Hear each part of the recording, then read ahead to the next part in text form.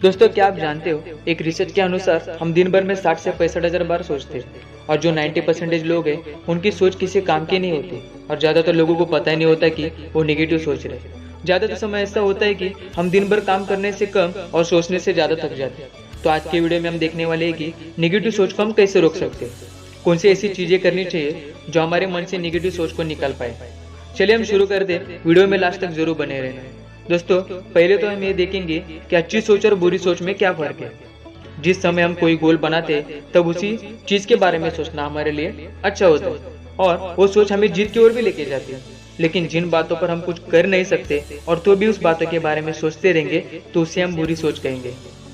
और इन्हीं बातों की वजह से हमें स्ट्रेस आ जाता है। चलो आपको एग्जांपल देकर समझाता हूँ। एक स्टूडेंट है, उसके एग्जाम अगले महीने में है और वो एग्जाम की प्लानिंग बना लेता है कि वो पढ़ाई कैसे कर सकता है, सुबह कितने बजे उठना होगा, कितने घंटे पढ़ाई करनी होगी और कौन से समय का और किन बातों पर इन्वेस्ट करना होगा।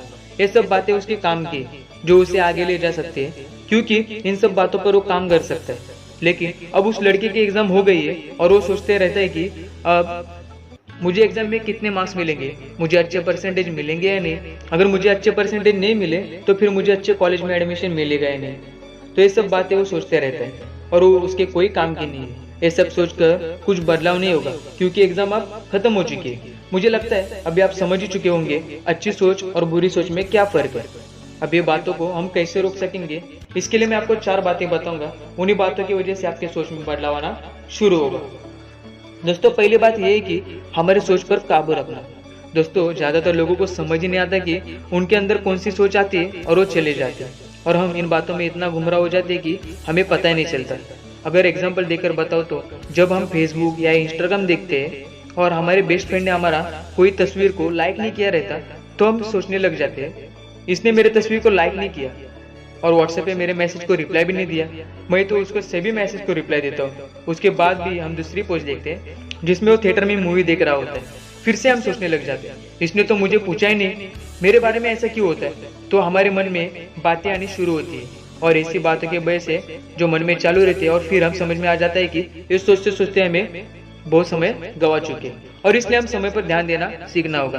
क्या है कि अगर हम समय पर ध्यान भी देते तो भी बहुत सी बातें सोचना हम कम कर सकते हैं। अगर इसका एग्जांपल दिया जाए तो जिस समय हम रास्ते पर चल रहे होते तो हर सिग्नल पे ट्रैफिक कांस्टेबल सिर्फ खड़े रहते हैं, लेकिन वो खड़े रहने की वजह से हम बहुत सारे लोग रूल्स नहीं तोड़ते। अगर वो कांस्टेबल सिग्नल पे नहीं होते तो क्या होता है, इसके बारे में बताने की जरूरत नहीं है। वैसे ही हमें भी अपने सोच के बातों में ट्रैफिक कांस्टेबल होना जरूरी है। इसके लिए थोड़ी प्रैक्टिस की जरूरत होगी, लेकिन हर रोज अगर हमने सोच भी लिया कि मैं अपनी बातों पर ध्यान दूंगा तो कुछ दिनों के बाद आपको एहसास होगा और आपकी बहुत सी बुरी सोच कम हो चुकी होगी।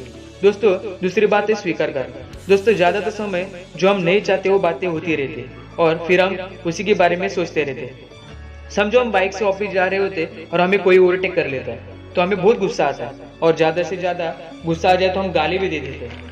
लेकिन फिर हम ऑफिस में जाने के बाद भी उसी की चीज के बारे में सोचते हैं और उसी वजह से हमारे दिन भर में काम में रुकावटें आ जाती है। अभी सोचो, बाइक वाला तो ओवरटेक करके चला भी गया, लेकिन दिन भर में सोच में कौन पड़ गया और तकलीफ किसे हुई, हमें हुई। ऐसे समय में स्वीकार करना जरूरी है। मन में हम सोच सकते हैं कि सामने वाले के संस्कार ऐसे इसलिए ऐसा करता होगा। जिस समय में ऐसा हम सोचते हमें अच्छा लगने लगता है, हम वो बातों को उसी समय छोड़ देते हैं। पर हम अगर उस समय सोचने लगते हैं कि उसने ऐसा किया ही क्यों, और इसी वजह से हम निराश हो जाते हैं और फिर इससे हमें तकलीफ होती है। इसलिए अगर तुम्हें कोई ऐसी बात खटकने लगे और तुम्हें कुछ नहीं कर सकते तो उस बात को उसी समय छोड़ देना चाहिए। दोस्तों, ये बहुत इंपॉर्टेंट बात है। हमारे हाथ में सिर्फ एक्शन है और कुछ नहीं है।